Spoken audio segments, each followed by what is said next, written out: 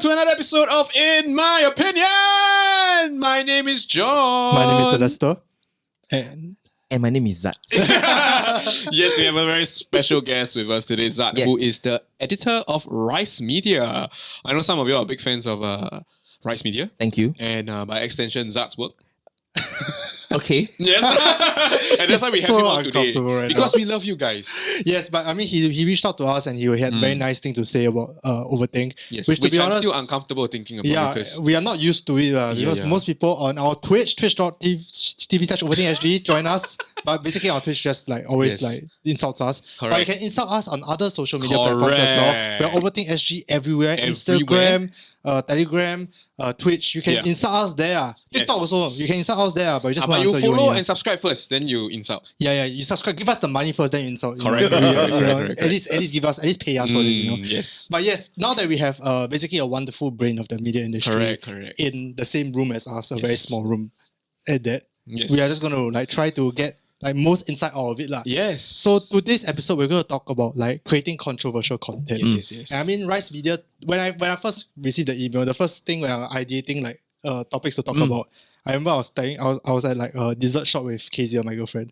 and I was like, Rice Media writes a lot of like controversial things. Maybe I should ask him like what he do, because personally, whenever I upload something that's a little bit more controversial, I freak the hell out. The we clench a bit, you know. But I feel that like Rice Media, when you don't shy away, you all don't shy away from like more difficult topics to talk about. But then to start with, right? How would you define controversial? Yeah, so for me, I think controversial is a bit of a misnomer. It's a bit of a wrong way of saying it. But what I'm referring to is like maybe content that's a little bit more, for lack of a better word, like more like content. Like that was the sound effect we arrived at just now. Yeah, a bit more, I guess, sensitive. There are a lot of like maybe victims, a lot of like potential implications, a lot of like consequences that are at stake. Those are the type of content that I get a bit more nervous around. So one of the things I just realized that we kind of forgotten. We forgot something. Right. Is that like, we need to let our viewers and our listeners know who he really is. Yes. So Zach, can you do a bit of a self-introduction? Because you realize we kind of glossed over there a little bit. Okay, so my name is Zat and I'm currently the editor for Rice Media. So what I do is I curate the content of what goes up on the publication. Yeah, so the goal is to try to have one every day. But it's like that's just my main goal, and to make sure that the articles that go out is meaningful.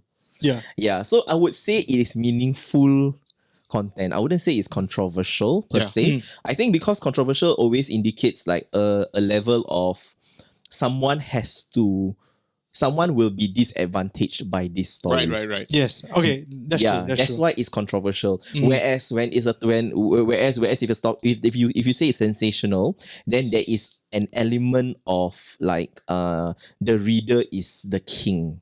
So the reader holds the power for the sensationalism lah. Right?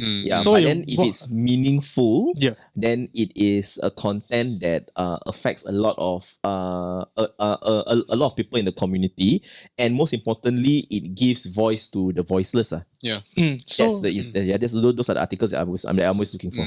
Yeah, I mean, we all know there's like a very clear line between meaningful and I guess sensationalistic. Yeah. And sometimes they might be almost about the same topic, just that the different way you frame it. Yes, you're right. Yeah, that's a very good way to put it. So you can have the same topic, but two different approaches. But it's just that our approach is a little bit more intentional. Okay, so in what do you look out for, like as an editor, when a writer comes to you with like a pitch, or like a writer comes to you with like an article? Like, is there a specific wording that you don't want to use? Is there like the structure of it? Okay, Ken. Let's try a thought experiment. Yeah, look at me just taking over this podcast. No, you know what? fine. Take it over, man. Yeah. So how about John, right? Yes. Try to pitch me an article. Okay, so the other day, right? I saw this old lady, right, and she was pushing the very typical old lady, the shopping trolley, right. Then I come to realize, right, that this old lady with the shopping trolley, right, is a very quintessential image of the aging population of Singapore. Right, everybody knows this. Yes. But then, right, they have become so that image has been so synonymous with aging, right? That we are starting to lose touch with the individual old people who may or may not be disadvantaged in their life. Maybe we can do an article to explore the plight of aged people in Singapore. Okay, but that's a bit too broad, right? Right. So, like, what is the specific? I just pulled that out of my ass, man. But quite impressed and not gonna lie. but that's great, right? So what I would do is I will usually look at the topic, right, and see, because they will come to me with an angle. So what I will do is like, okay, so let's take a look at the bigger picture. So of course now the bigger picture that you're talking about here is about the aging community in Singapore, right? Yes. Which is a very important topic to talk about, because I think 4 in 10 people in Singapore is like the elderly. Yeah. Yeah, and that is set to increase to 6. You all can go and Google it. Don't take my word for it. I might be wrong. So Singapore is going to is becoming an aging community. And yes, now you're saying, right, that image, right, of a old auntie, right, pushing the cart, right, is quite synonymous with what aging is about. Yes. But what you're positing, right, is that aging is no longer about that. What I'm positing is that, like, it has become so commonplace that people are low-key desensitized, right? That they don't think about the individuals behind that image. Oh, okay, So okay. everyone is an auntie. There's no There's no individuality to. what's to a good growing. auntie name? Tan Gyok Heng. No more Tan Gyok Heng. Tan Gyok Heng disappears. It's auntie. Okay, so my question is, right, why do you think that is important to talk about now? Because it will humanize the aged. Because currently what is happening is that they are not being humanized. Because they are being forgotten. Okay, and eventually, okay. I worry it will reach a stage where they are completely forgotten and just become like, it would basically be just forget about them. And the problem becomes so dehumanized that people don't want to actively fix anymore. So like, I'm just trying to think of how a controversial person, if you're trying to be like clickbaity, which I'm very good at. Maybe okay, a clickbaity title for that. If I did like a podcast about it, you're talking about talking about the forgotten elderly. Yes, the forgotten elderly in Singapore, but within which realm? That's a tough question. Because Are we talking about digital? Are we talking about housing? Are we talking about basic necessities? Are we talking about entertainment? Are we talking about like general health? Because some of those have been given due attention, but what's not given due attention is digital.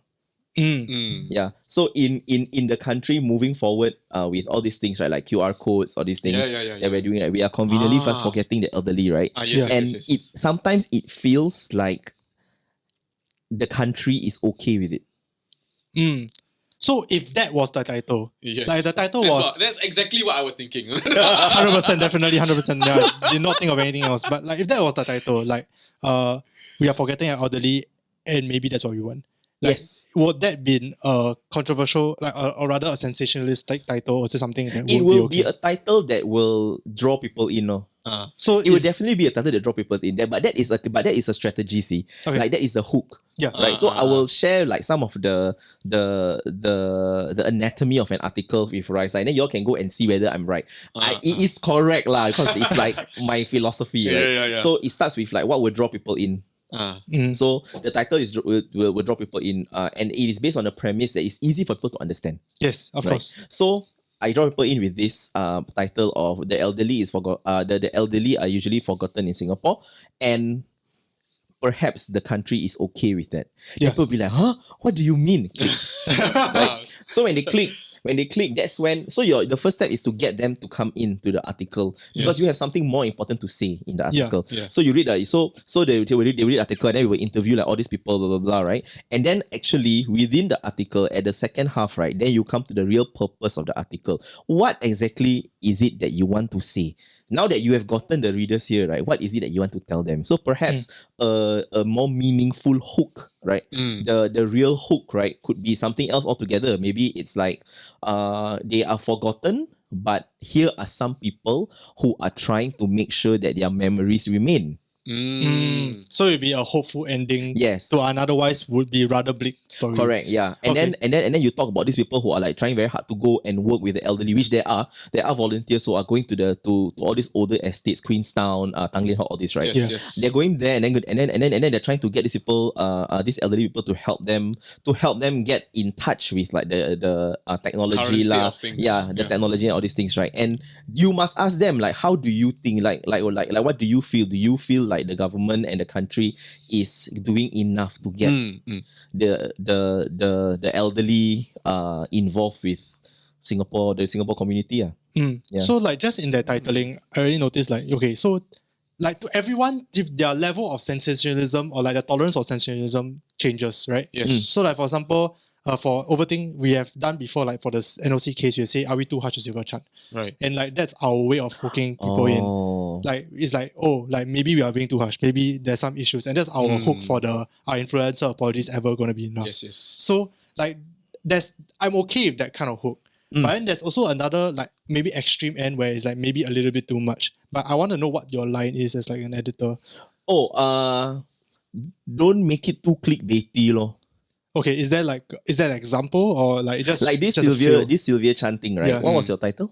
I think the actual title is "Are influencer apologies ever going to be enough?" Yes. Or I say why influencer apologies were never going to be enough. But I think the thumbnail wrote, "Are we too harsh to her?"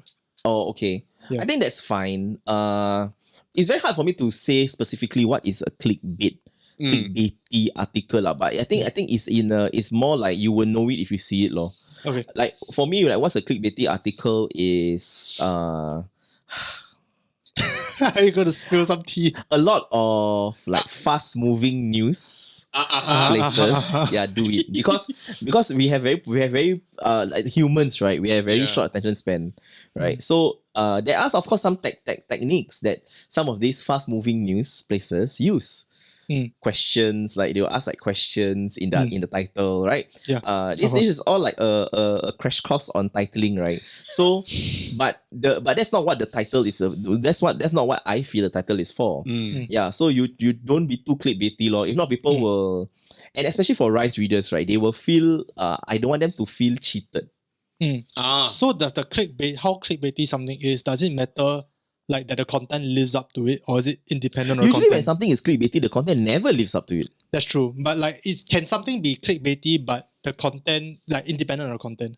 Like without looking at the content. But if the content is strong enough, right, then the title don't have to be clickbaity because the content is good and the content will inform the title. Therefore, the title will be good. Okay, fair enough. Okay, that's true. I'm seeing a pattern here now.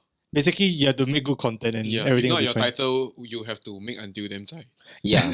If your content damn good, you don't even really need a title. Don't need overcommit. And it must be like vague enough, right, for people to go like, what is this about? And you cannot stop thinking like, what is this about? So for instance, the recent one that I wrote about Johnny Lau, who is the creator of Mr. Kiasu. So my title was Act 2, The Rise, Retirement and Return of Mr. Kiasu. Yeah, it's vague enough, but people see Mr. Kiasu. What's Mr. Kiasu? Or I know Mr. Kiasu, but what's this rise retire? What's this click?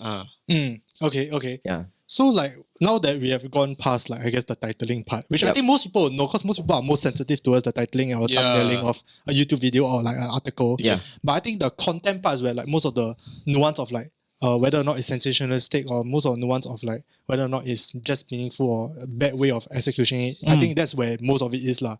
So like personally, when it goes to like from the research point of view or like even from the writing point of view, like is there big no-nos that you like actively tell your writers that like, okay, you want to cross this line, this is like a no for me. The lines are not clear.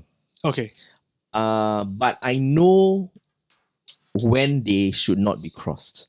So it's a feeling kind of thing. It's more of a feeling, but I can actually say what it is. So for instance, it always like whenever my writer writes something, then I will actually ask, how do you know? Yeah. How do you know this is the truth? Right? This is a fact. Then they will say like, oh, actually, I'm not really sure. Let's say then you have to change it. So that it draws questioning rather than you go in there and say like, oh, this is the truth of the matter, but actually it's not. Right? And then we also must be careful with opinions. Yeah. Sometimes some of the writers that like some of the articles that comes in, right? We will talk about, they will have a lot of like presumptions. And this is mostly from younger writers. And by younger writers, I mean A-level GP paper writers. Basically me, yeah. Presumptions, like what kind? Like they will assume something to be the truth. Right. But I will ask like, so how do you know? You cannot just say that, women don't go to mixed gyms because they feel harassed. This will pass in GP. I feel because you don't have like the real time place to check it. Right? So you just make an assumption that is smart.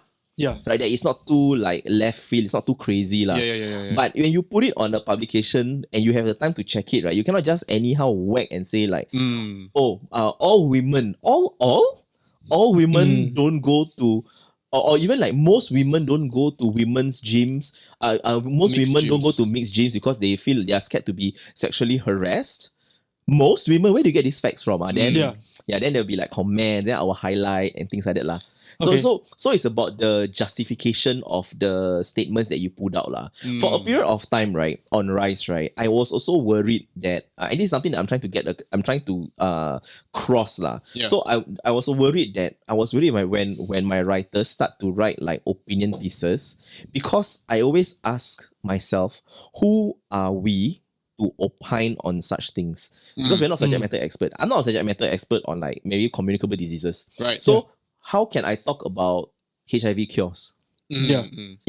I'm not a subject matter on policy planning. So how can I criticize and say, HDB, or I can, so I'm not an expert on public policy planning. So how can I say that what the government is doing, putting rental flats and 3-room, 4-room, 5-room flats together side by side is a good or bad thing? How can I say that? Right? So that's why for a period of time I was reaching out to like subject matter experts, like professors or people who are doing masters, people, urban planning, architects and things like that, right? So that they can lend their expertise to the voice. Like chaperoning the topic better than Okay.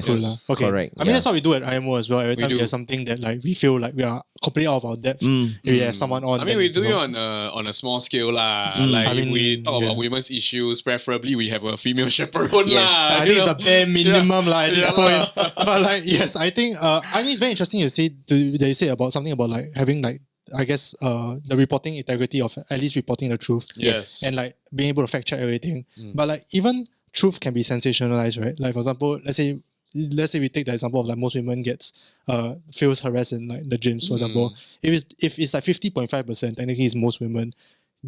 Is it considered sensationalistic in your eyes to say most instead of 50.5? I mean, you have to say that. Then you have to say that it's 50.5 lor. Okay. Right. So you must say. You cannot just like most women. But technically it's true. Some women. Yeah, but most is very subjective. What is most? Okay. Yeah. So this kind of like, I guess, generalization is something that you try not to get into, because that will lead to sensationalism. Yeah, especially when you're talking about such a sensitive topic like race. Yeah. For example, you can't say most minority people feel uncomfortable and so on and so forth, right? You can't say such things without backing it up. Okay, so the best way to counter sensationalistic is sensationalism. Sensationalism. Yeah. What's the best? Essential oils. Essential oils. Yes, the best way to counter essential oils is basically to get the facts right, which is, to be honest, quite a good. No, it's true. That's a true statement. Because you think about it, right? What Zab mentioned was very, very important about how, especially for the sensitive topics, right? Yeah. It almost comes with, as a neutral reader, if you look at the topic like that being addressed by a publisher, right? It almost feels like there is this vibe of dishonesty that comes out. And you will feel like if someone who is in a heightened emotional state may just straight away take the title and fly with that already. There are many. Yeah. Yeah. And on our, and that's dangerous, right? Yeah. That's So dangerous. so there was once on our Instagram page, right? Someone said that and say like, how can you all not be objective? Because people expect Rise to have like a certain level, right? They really expect the heavens of us, which is I'm very thankful, because it means that we're doing our job right, right? Yes. Flattering. But then if they come in and then they say like, I was expecting you all to be a bit more objective, especially like on Instagram comments. So that happened one day, and another one of our readers said, you clearly didn't read the story. Oh, So maybe it's really just didn't read the story. He did, yeah. So Always like then, that one. yeah. Then he responded. He said, "Oh yeah, sorry, I'm a headline reader. I've read the story. I stand corrected." Okay. Well, that's rare. Actually, Yeah. I would say that response is rarer Yeah. on the internet. Honestly, that's not. That's Yeah. yeah. I mean, compared to, I'm thinking about other controversial topics that like you guys have handled before, and I mean one of the landmark articles last year, and this was the Books Actually article. I mean, that was something that like John hardly reads articles, but he read it. So Yeah. so Because you're a video person, is it? I'm more of a visual and auditory person. So I listen to podcasts and stuff like that, and videos and documentaries, but I seldom read. Oh, Yeah. but he actually why? read it. Okay, the reason why I seldom read Let's is do the because- why first. Then we Yes. talk about books actually. And Of course, a go. very, very, very simple reason. I have a very short attention span. Oh. And as a result of that, because I got ADHD, so sometimes right when I read things, I either get distracted or I lose interest very quickly, and then after it's very difficult to come back. And that is very problematic because I'm a very visual person, right? When I read, I piece a visual story in my head. But when I'm distracted, I cannot come back to that story. It's Then very difficult to make back. Then I think right, what is happening right is that you haven't found a good story yet. I do have to say, I agree with you because there are some books that I hold very dear to my heart that I read like cover to cover, right? And I love. And I never stop. Yeah. So a good example of this, right, is like something that happened to me. So in the New Yorker, I think it's the New Yorker, there was a story about the curious case of Anna Delvey. Okay. People who are on Twitch, y'all can go and find me the link. I might be wrong. It's the New Yorker, the curious case of Anna Delvey. Yeah. So Anna Delvey is essentially heiress. She parades herself as an heiress. She's a fake heiress. Oh, fake. Fake. Yeah. So this story is going to come out on Netflix. Is it the Russian lady? Yes, the Russian heiress. Yes. Yeah. So that story, right? When I read it on the publication, right, I feel so like I feel like the story was so well written, right? I read it so slowly. I read it over 6 hours. Oh wow. I read one paragraph and like, enough. No more. Because I want to savor this. Then I will think about the story for a bit and say, okay, I'm ready to read the next paragraph. It's like Then I the read. tastiest snack in the world. You bite a bit, then put down. Then I put down, I don't want to read anymore. Yeah. It's correct, right? Anna, Someone said anaconda, by the way. No, yeah. My goodness. Yeah, so that's what I mean by like you haven't found the perfect story yet. Yeah. Right. So that means you are actually very discerning with the kind of stories that you read. You know exactly what you want, and unfortunately a lot of like what we have right now that's floating about, right, is not the easiest thing for you to read because it's not. It doesn't capture your attention. It doesn't hold it. It doesn't hold. I would say that some things do capture my attention, and then once I see through and I get the gist of it and I can come to a logical conclusion, I'm done. Yeah. Okay. So that's where most of the time that's why I don't spend most of my time on articles. I rather hear someone tell what's happening or someone explain from their perspective about what's happening. Okay. Yes, you want to ask me your burning question about books actually. It's actually not very burning, but like, Books Actually is one of the articles that we have all read, and I read it as well. But I remember thinking like when doing that, I was just thinking from my perspective. If let's say I would have to do a podcast to break the story instead, like I would have been like very burdened by a lot of things. First of all, like you have to tell a story well, like do that serves the victims well. But at the same time, there's a lot of like heavy allegations that you're levying against someone, and there's a lot of potential like not just legal but like I guess social and any other implications that you have with this article. Like when you go into such a big piece and such a hallmark piece, right? Like is it do you pay extra caution to it? What extra precautions do you put, and does the implications ever like get to you or get to your writers? So how is decided that we will publish a piece like that, right? Is if not publishing it brings more harm. Okay. Yeah.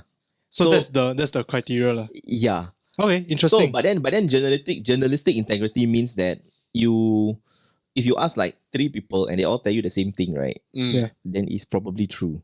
Yeah, so that's like so if we ask 4 or 5 and they're all telling the same thing, right? Then perhaps then it is there's some sort of truth in it lah. Yeah, and in this case there was some truth in it lah. So we are quite sure that it will stand up to scrutiny. So the question that you asked is like, what kind of precautions do I take? We try very, very hard, right, not to make it too sensational and like a takedown. Mm. That piece is very easy to be a takedown. Honestly, right, I'm going to be honest, I read it like a takedown. So a takedown by any other name, right, is still a takedown, right? Yeah. But if the intention starts from it not being a takedown, then I'm okay. So that's why if you look at the piece, right, we seldom mention Kenny's name unless in reference to something. To an incident. Yeah, right, to an incident or to one of the girls was talking about it, right? Yeah. So it's never like Kenny said, Kenny is a. It's almost always like this person, the girlfriend said that, oh, Kenny didn't pay me my wages, and when I asked him, yeah. So it's never like an overt attack on the person. Right. Whether you feel like whether that is what you take away from the piece, right, is up to you. I cannot do anything about it. Okay. Yeah. So I can only control like what for me is important for that story, right, is the exploitation of labor. That story for me is the exploitation of labor. And I'm not gonna. This is going to be a very unpopular opinion. Unpopular opinion. That's our jingle from now on. It's also about the complicity of the literati of Singapore. There are a lot of words in that sentence. like I asked, like, everybody knows about this. Yeah. But how come everyone is so quiet? I was thinking about because that. Yeah. once the article comes out, right, then people are like, actually, I knew. Actually, I suspected. But no one said anything. Okay. Yeah. So that's when the status goes like it's like the king lah, like he's the emperor, right? So people are very scared, so they tiptoe around it. Yeah. Okay, so I mean, it's like the king do something in the royal court, and then the counts and countesses know, but they don't say anything. They don't say. Yeah. Do you ever think that like an article that comes out will have like too big of an impact, even though you know it's true, even though it's like journalistic integrity wise correct, but this article will have too big of an impact that you rather not do it? No. Never. You know what's more worrying? What's worrying? When the article has no impact. Okay. Nah, that's true. Then what's the point? I'm gonna be honest, right? Like there are like days where I upload an IMO episode and I pray that it doesn't do well. Why? Because I'm like, this is way too this is way too crazy. Like, for example, like the Decosh episode that we did last year. Right. I was like, please don't do it. That one did okay, what? It did the best it has ever done. And I'm like, my God, I'm screwed. I'm gonna is it because you're worried that your opinions will be taken out of context or what? I think I'm worried that I'm on the wrong side of history. What if you are on the right side and you don't publish it? That's true, lah. Right. But I feel like maybe because like maybe it's a little bit of imposter syndrome, or like me thinking that like my opinions are not worth its weight. I understand. You get what I mean, right? I get what you mean, but I think you take it to a different extreme. I do lah. Yeah. I do lah. But I'm just wondering like whether you like is. In fact, the more impact it has, the more willing that you guys are. Because the more impact it has, right, it means that it will affect or it will change a society or a community, and isn't that what we want? Okay. Yeah. So for instance, right, the BBFA piece that we did. Yes. Something great happened out of that, and something that I did not expect, which is 2 people email us and say, we would like to. Can you share with us the contact of this person so that we can maybe like do a job interview with him? See, people got heart one. Just need to give them a chance. Yeah, even like one of our videos about the lady, I can't remember the title. So this lady, she gives out free food for migrant workers at Little India, right? And people like, let me know how can I contribute? How do I donate? Can you give me the contact for this? And then that's how you know that people are kind and that what you're doing matters. You want to make a change in the world. You want to live a life, right? Yeah. You want to live a life, right, that is meaningful. You want to live a life that that brings a level of positivity in people. Regardless of what you do, you can do video, you can do psychology, you can do business development, you can do sales. But at the end of it, right, you want to be able, right, to impact a person, an individual, a community or society. So if I as the editor of like this publication, and I have all this great platform, right? Why should I not use it to make the life better for some sort of community? You know, there's like, but the thing is that like sometimes the impact, right, is to raise up a community. But sometimes an impact is that it can be that, but also at the same time, there will be someone, for lack of a better word, that's caught in the crossfire, or like because of that, they are the collateral almost. I struggle to come up with an actual case study, but I believe that we exist in a society where damage can be done just because something is said. Just because something is brought up. Yeah. So okay. So for instance, with this like books actually thing, right? Yes. The collateral damage to use your term, right, is the ladies, the women in the story. Yeah. Right. Exactly. But that's where we have to be a bit more careful. So we have to ask them, are you okay if this happens? I'm going to tell the story to the best of my ability, respectfully, right? But this is what will happen. So if you're ready for that, then okay, then we'll go ahead. But if you're not ready, right, then I cannot do it, and I won't do it. And that has happened before. Yeah. Do you feel more pressurized when you're writing these sort of stories? I feel pressurized when I allow, because I'm the last person to click publish. Yeah. Right. Yeah. So when it comes to me, when an article comes to me, especially if it's like a social political piece, a social political piece takes like 4 weeks to edit. Yeah. Which is ridiculous if you ask like the fast moving publications that people That's like 4 minutes. Yeah, that does it like, like let's go now. Let's publish 6 articles in a day, right? Yeah. 4 weeks, right? So I am okay with like waiting and just slowly passing it and just thinking like, is this okay to publish? Will it be impactful enough? Is it sensitive enough? Has it been written well enough? And if I think it's okay, then go ahead, publish. The problem is, okay, I'm just creating my own content here. No, the it's problem fine. Go ahead. is, Yes. Yeah. and this is something that my writers and I struggle with on a daily basis, right? Is that once we click publish, once they send the draft to me, right, it disappears from their hands. Right? It's very hard to measure the impact that the article has because you are moving on to the next article already. Yeah. So you don't have time to sit and like reflect. What is this article doing? Because you're already moving on to the next one. You're already trying to change the life of someone else. So I have to remind my writers, like, look, this article did like this, and it's generating this kind of conversation. So you all must remember that even though sometimes it's very hard because you are the only one clicking publish behind a screen, and then you off the screen, and then you go to sleep, right? Then tomorrow morning you wake up, and then suddenly your website crash because everybody's reading the article. Like for example, the Books Actually one. How do you connect the story, yourself, the story, and the impact? You must always remember to connect to have that connection. If not, you will struggle as a writer because then you won't find like meaning lah. Yeah. So this is something that you personally remind your writers to revisit. Yeah, and it's in very simple things like, oh, these are the top 3 articles of the month. And look, so congratulations, this person, like look at your article. So why do you think it did very well? Yeah, so they'll be like, oh, so actually I think that Then it's like, tell us a little bit more about some of your struggles for this piece. Then some because our Instagram, so we have Instagram, Facebook, and the website, right? Sometimes the top 3 articles for each social media platform, right? Each platform is different. So the question is why? Right? So that's where we try to ask like, how come it's like that? Different platform, different audience. Different audience. Yeah. I mean, the question, I think going on to the last few questions, but the question that I asked you over dinner that I think you had to take some time to think about is something what is it? I personally struggle with also, was that like, how you talk a lot about impact, you talk a lot about the good things that you can do potentially with an article. I wonder, because we are all, at the end of the day, Rise Media is a business and no one's going to hide it, right? You have to earn money. The question we asked Jian Hao Tan. Like how much of it is you really wanting to make a good impact? How much of it is you knowing that this will do well? And therefore you were writing. Why must it be such extremes? Why do we have to choose? Why can't it be both?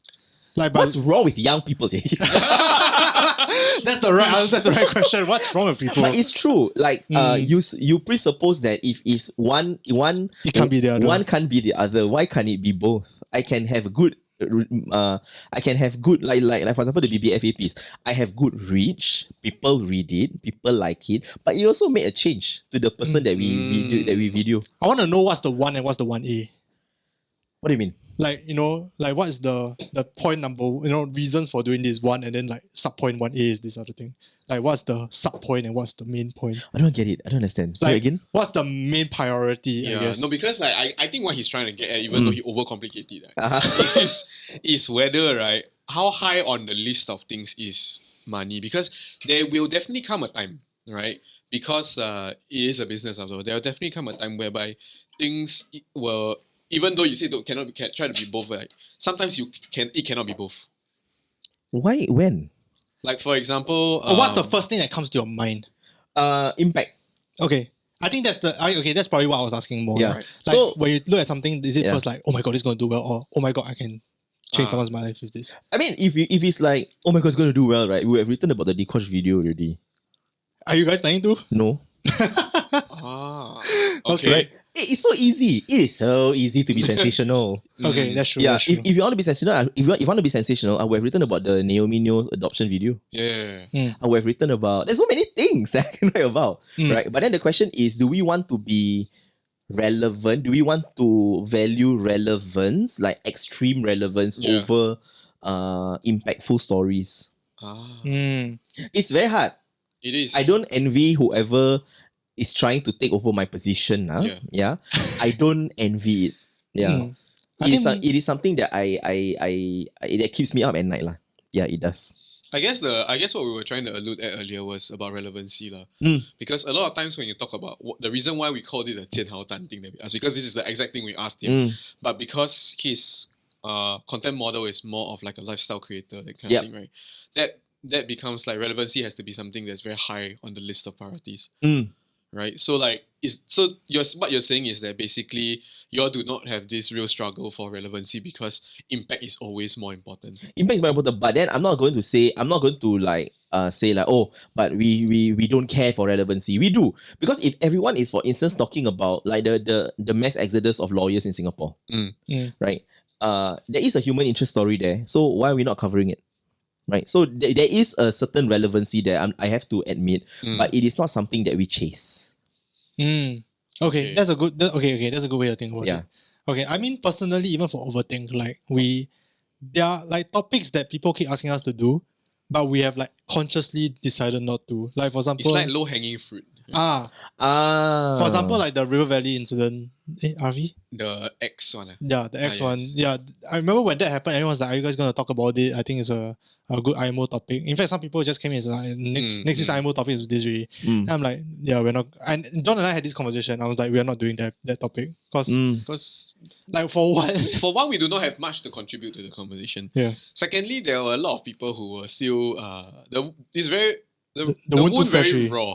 raw. And as a result, it didn't feel appropriate to talk about it on a podcast show with our kind of tone. And eventually we did talk about it, but we framed it as a mental health in schools thing. Yeah. And it's more of like a backstory than an actual Yes. talking about it thing. So I mean, there are times that we have decided not to do things also lah. But I think the I guess not the priorities, but like the way we filter these things is a bit different from like a business, and like for us it's like, for lack of a better word, a glorified group project. Yes. But Mushi actually asked one question which I thought was quite interesting. Yes. Let me just pull it out real quick. Yep. Oh my goodness, where is it? But he basically asked, would Rice take exposes / whistleblowing stories? Again? Would Rice take like exposes or whistleblowing stories?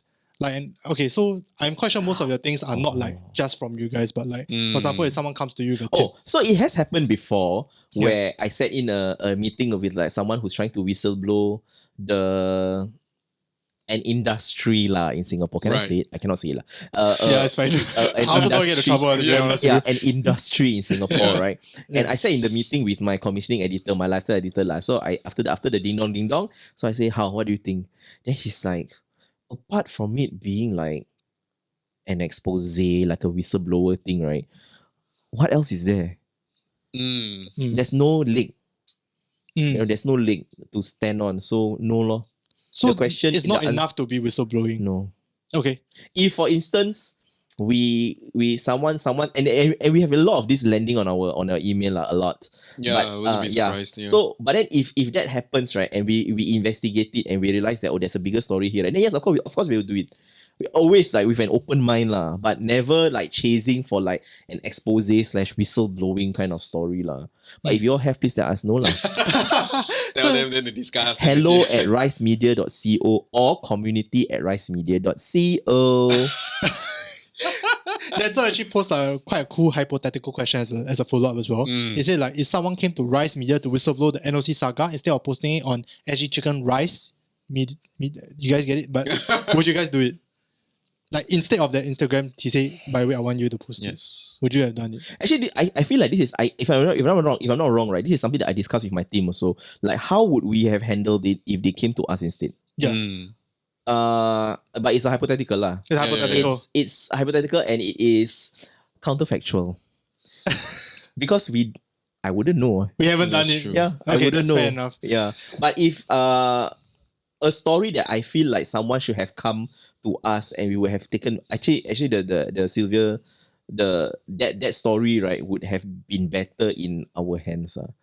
Like the whole idea of overworking, poor working conditions, not being paid, right? I mean, it is not a new topic, but if you can ascribe it to a very popular and very well-known YouTube company, right?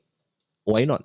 Can you imagine what we would have done with that if we had taken the time with it? Like, I interview like 6 of the employees, then they can talk to me, and then we sit down and we're very calm about it.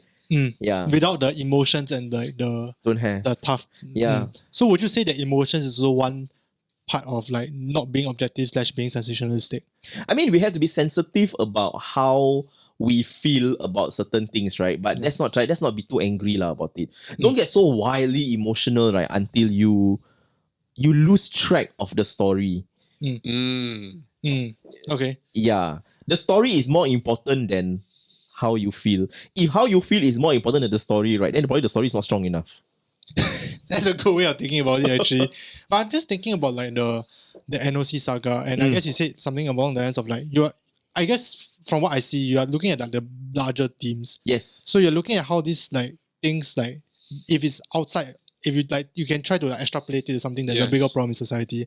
So that is your criteria for it not just being like a it is about like being overworked. It is about being disadvantaged in a smaller startup. It is about money. It is about fame. It is about power. Most importantly, it is about power. These people have a faculty of choice, and a lot of people will say like, oh, if you're not happy, why don't you leave?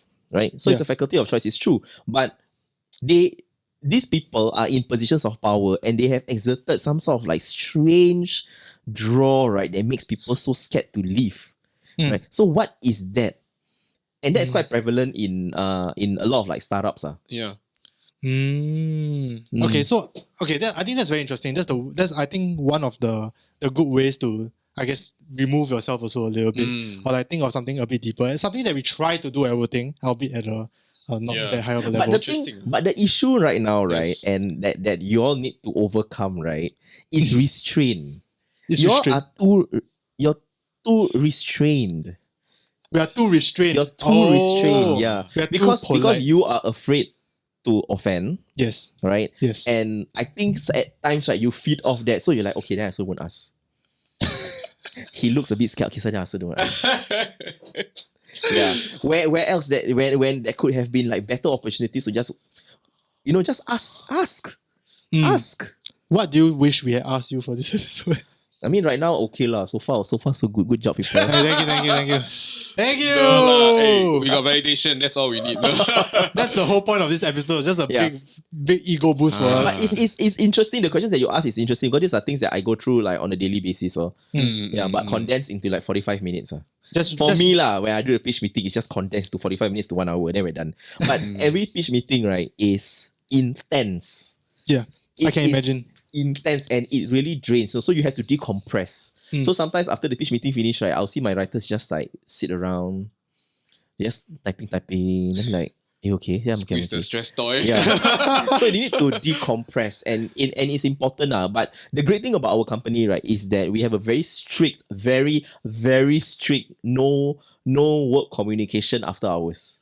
Oh. Interesting. That is quite interesting because actually a lot that's quite rare in Singapore. I think about it. So like 6:30 to 9:30, right? No one texts me. Ah. I also don't text people. Weekends also. Like for no reason, like there's no reason to ever do it. Like if there is there any appropriate reason to do it? I think is my question. Is anything ever urgent enough? Maybe a Dikosh video Print come that out. on a t-shirt. like life and death, like kind of life and death situation. So there have been office on fire.